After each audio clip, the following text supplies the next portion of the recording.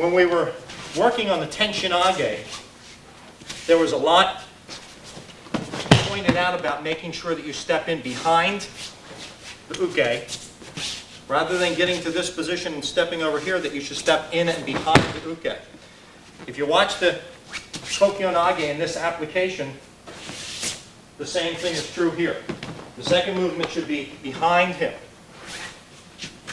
We'll show you incorrect way. Sitting next to him here and then stepping back this way and disconnecting the body here from his body. That means my center is not leaving his center. If I stay right on top of him here, it's actually my hips that are always going to apply to throw. If he comes in with a katatori, and I turn and throw him in this manner, Kokyu application, it's being applied from my center.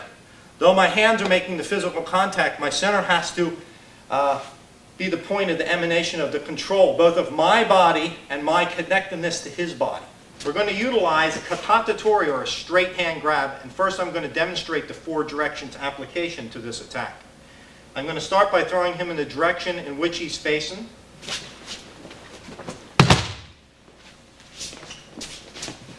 The direction which he came from. The direction of the side in which he's grabbing.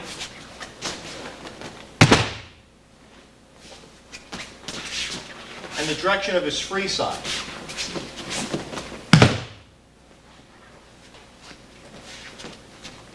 So once we have these 4 directions, all applications against any attack are one of, or a variation of one of these 4 directions.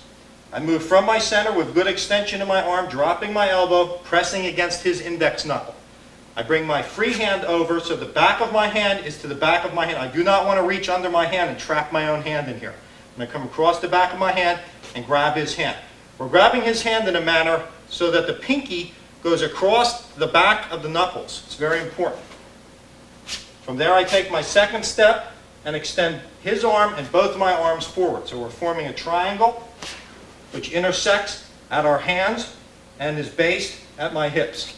Taking the second step, he turns all the way with me, and now I'm going to pivot back and lock it tight to his shoulder. He's going to utilize a soft back fall, and we're going to advance as we throw. It's important when we do the cuts. It's important when we do the cuts that the cut is slightly to the inside of the forward foot, not directly over the foot and not to the outside. So from here we'll set that up. So I don't want to have turned and have his arm out here and my foot pointing in this direction. We want everything to come together. So here, if I went like this, I would lose control of him. If I'm directly over my foot, he's going to pull me off balance.